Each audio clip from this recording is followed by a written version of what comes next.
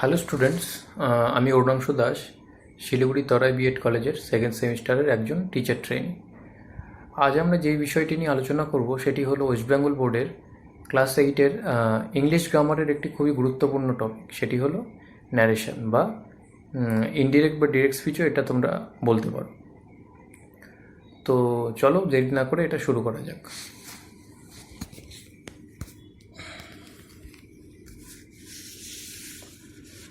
দেখো, ন্যারেশনকে আমরা direct and indirect স্পিচও বলতে পারি, ঠিক আছে। মানে এটা ন্যারেশন চেঞ্জটা যেটা হয় সেটা হচ্ছে ডিরেক্ট অ্যান্ড ইনডিরেক্ট স্পিচ হিসেবেও হয়, ঠিক আছে।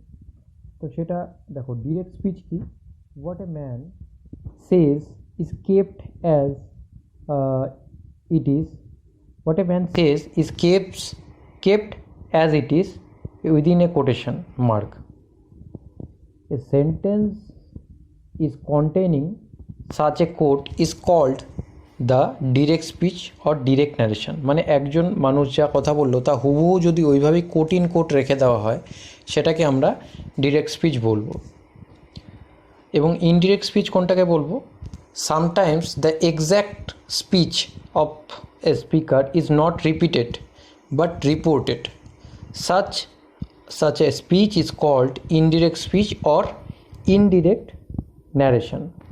মানে বক্তার বক্তব্যকে যদি আমরা ডিরেক্টলি না বলে সংবাদ হিসেবে পরিবেশন করি বা এরকমভাবে বলেছিলেন এইভাবে যদি বলা যায় তবে সেটাকে আমরা ইনডিরেক্ট স্পিচ বলি। মানে যদি কোটটা উঠিয়ে দিয়ে আমরা সেটাকে সংবাদের মাধ্যমে সেটাকে মানে সংবাদের মতো করে যদি পরিবেশন করি তবে সেটাকে বক্তব্য সংবাদ হিসেবে পরিবেশন করা হলে সেটাকে বলা হবে ইনডিরেক্ট।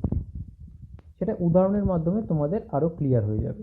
তো এখানে যখন একটা ছোট্ট জিনিস লিখেছি আমি, সেটা হচ্ছে we use direct speech when we repeat someone's words. Direct speech কি?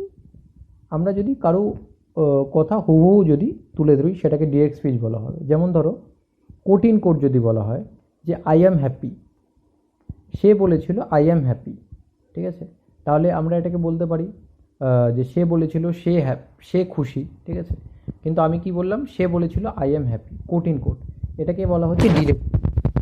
এবার ইনডিরেক্ট স্পিচের ক্ষেত্রে when use our own words to report what someone says. ইনডিরেক্ট স্পিচে কী হয়, আমরা নিজেদের শব্দ ইউজ করি, ঠিক আছে, সেইখানটায় যেটা তিনি বলেছিলেন সেক্ষেত্রে। এবার দেখো, কিছু এক্সাম্পলের মাধ্যমে বা কিছু উদাহরণের মাধ্যমে তোমাদের ব্যাপারটি পরিষ্কার হয়ে যাবে। এখানে কি লেখা আছে? প্রথম example, he says I am happy, ঠিক আছে, তাহলে কি সে বলে আমি খুশি। এবার তোমাদের তার আগে একটা জিনিস খুব ভালোভাবে জানতে হবে, সেটা হচ্ছে এই যে কোট ইন কোট যে লেখাটা আই অ্যাম হ্যাপি, এর আগে যেই সেজ, মানে এটা একটা ভার্ব, এটাকে বলা হচ্ছে কিন্তু রিপোর্টিং ভার্ব। এই জায়গাটাকে সেজ, এটাকে হি সেজ আই অ্যাম হ্যাপি, এটাকে বলা হচ্ছে রিপোর্টিং ভার্ব। যে কোনো সেন্টেন্সের ক্ষেত্রে এটাকে বলা হবে রিপোর্টিং ভার্ব। এবং এই কোট ইন কোট, এই যে লেখাটা quote in quote I am happy, এটাকে বলা হবে হচ্ছে রিপোর্টেড স্পিচ। তাহলে মাথায় থাকবে, এটাকে বলা হবে রিপোর্টিং ভার্ব এবং কোট ইন কোট যে লেখাটা থাকবে সেটাকে বলা হবে রিপোর্টেড স্পিচ, ঠিক আছে। তো এটা ডিরেক্ট স্পিচে আছে। এটাকে যদি আমি ইনডিরেক্ট স্পিচে করতে চাই তাহলে কি হবে? তাহলে হবে হলো he says that he is happy, he says that he is happy, ঠিক আছে। এবার চলো আরও উদাহরণ দেখে নিই আমরা, তাহলে আরও বিষয়টি পরিষ্কার হবে। এটা কি? দেখো এক্সাম্পল কি লেখা, হি সেজ আই অ্যাম ওকে, সে বলে আমি ঠিক আছি, তাহলে এটা রিপোর্টিং ভার্বে আছে। এটা রিপোর্টিং ভার্বে আছে, হি সেজ আই অ্যাম ওকে। সেজটা কি? সেজটা হলো রিপোর্টিং ভার্ব, আর আই অ্যাম ওকেটা কি? এটা হচ্ছে রিপোর্টেড স্পিচ, ঠিক আছে। তাহলে এটাকে আমরা যদি চেঞ্জ করি ইনডিরেক্ট স্পিচে তাহলে কি হবে? He says that he is okay. এখানে কি বলেছিল? সে বলে, হি সেজ আই অ্যাম ওকে, আমি ঠিক আছি। তার সেজটা হলো রিপোর্টিং ভার্ব এবং আই অ্যাম ওকে এটা হলো রিপোর্টেড স্পিচ। এবার এটাকে যদি আমি চেঞ্জ করে দিই যে হি সেজ দ্যাট হি ইজ ওকে, এটা হলো ইনডিরেক্ট স্পিচে চেঞ্জ করলাম। তাহলে কি হবে? সে বলে যে সে ঠিক আছে। এখানে কি এখানে দেখো বাংলায় আরেকটু সুবিধা হতে পারে তোমাদের যে কী করে ডিরেক্ট থেকে ইনডিরেক্ট স্পিচ হচ্ছে। যে সে বলে আমি ঠিক আছি, এখানে ইনভার্টেড কমাটা উঠে গেল, দ্যাট একটা লিঙ্কিং হয়ে গেল, সেটা হলো he says that he is ওকে। সে বলে যে সে ঠিক আছে, সে বলে আমি ঠিক আছি, এখানে হলো সে বলে যে সে ঠিক আছে। ওকে, এবার দেখো আরেকটা example, he says I am happy. Sage verb, reporting verb, I am happy reported speech, এটা পুরোটা রিপোর্টেড স্পিচ এবং এটা পুরোটাই আছে প্রেজেন্ট টেন্সে, আই এম হ্যাপি প্রেজেন্ট টেন্সে, সেজ প্রেজেন্ট টেন্সে, এবং এটা ইনডিরেক্ট স্পিচে কী হবে, he says that he is happy, সে বলে যে সে খুশি। ঠিক আছে, এবার নেক্সট, এবার দেখো একটা চেঞ্জ কি করে হচ্ছে, রিপোর্টিং ভার্ব যে কি করে রিপোর্টেড স্পিচের পরিবর্তনে একটা গুরুত্বপূর্ণ ভূমিকা পালন করছে। ঠিক আছে, মানে এখানে রিপোর্টিং ভার্ব ঠিক আছে কি করে একটা গুরুত্বপূর্ণ রোল প্লে করছে এই প্রেজেন্ট টেন্সকে, বা মানে রিপোর্টেড স্পিচটা যে প্রেজেন্ট টেন্সে আছে সেটাকে চেঞ্জ করতে। এবার দেখো আমরা এখানে কি বলেছিলাম, হি সেজ আই অ্যাম ওকে, এটা প্রেজেন্ট টেন্সে ছিল সেজটা, তার জন্য এটাও প্রেজেন্ট টেন্সে ছিল, তার জন্য ইনডিরেক্ট স্পিচে কোনো চেঞ্জ হয়নি। কী লেখা আছে, হি সেজ দ্যাট হি ইজ ওকে। ঠিক আছে, তাহলে সে বলে যে সে ঠিক আছে। কিন্তু যেহেতু এখানটায় সেড রিপোর্টিং ভার্বটা পাস্ট টেন্সে আছে, তাই আই এম ওকে প্রেজেন্ট টেন্সে থাকলেও এটা চেঞ্জ হয়ে যাবে। কি করে, যে হি সেড দ্যাট হি ওয়াজ ওকে। বুঝতে পারলে ডিফারেন্সটা?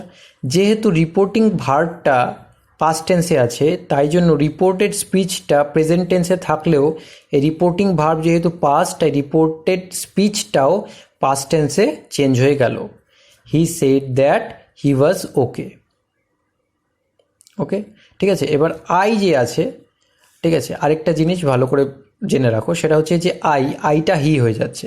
এটা কিন্তু হি হিসাবে, যেহেতু মানে সে বলে দেখো এখানটা দেখো, সে বলে আমি ঠিক করেছি, এটা এটাকে তখন ইনডিরেক্ট করলাম, সে বলে যে সে ঠিক আছে, তা আইটা এই হি হিসাবে চেঞ্জ হচ্ছে, হি।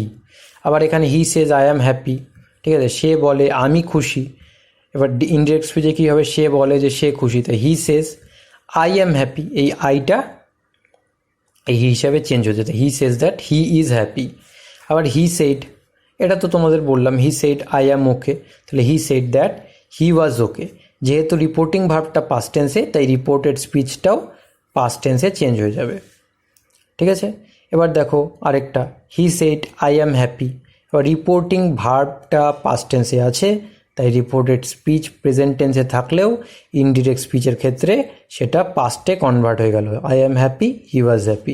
হি said that he was happy, এখানে আই অ্যাম হ্যাপি ছিল, এটা হয়ে যাবে হি ওয়াজ হ্যাপি। যেহেতু রিপোর্টিং ভার্বটা পাস্ট টেন্সে আছে, তাহলে হি said that he was happy.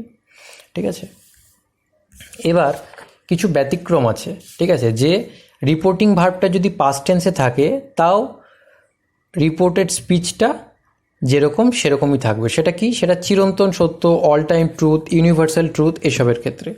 ঠিক আছে, তা চলো উদাহরণটা দেখি। সেরকম, they said man is mortal, তারা বলল মানুষ মাত্রই মরণশীল। ঠিক আছে, এটা বাংলা, মানে মানুষের যেরকম জন্ম আছে সেরকম মৃত্যুই আছে, এটা তো সত্য, ধ্রুব সত্য, চিরসত্য। তো এটার ক্ষেত্রে কি হবে, কোনো চেঞ্জ হবে না রিপোর্টেড স্পিচে। ম্যান ইজ মর্টাল, এটা চিরসত্য। যদি আমি বলি earth revolves around the sun, ঠিক আছে, এটা চিরসত্য। Sun rises in the east, এটা চিরসত্য। ঠিক আছে, তো এসব ক্ষেত্রে রিপোর্টেড স্পিচ কোনো চেঞ্জ হবে না। যদি আমি এখানে বলতাম he said sun rises in the east, তাহলেও কিন্তু আমার এখানে এটা হতো he said that sun rises in the east, no change. Man is mortal, no change.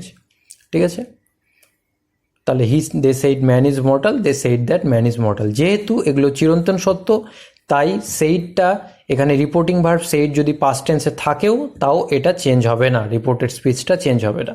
Similarly, Rama said oil floats on water, মানে জলের ওপর তেল ভাসে, এটা তো সত্যি। তাহলে Rama said that oil floats on water, দেখো কোনো চেঞ্জ হলো না, oil floats on water, oil floats on water.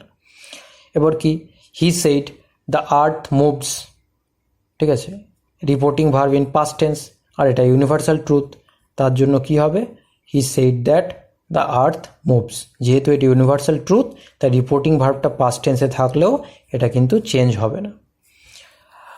আশা করি তোমরা কিছুটা ধারণা পেয়েছো যে কী করে ন্যারেশন ইনডিরেক্ট বা ডিরেক্ট স্পিচে চেঞ্জ হচ্ছে বা কী করে ন্যারেশন চেঞ্জ হচ্ছে, ঠিক আছে।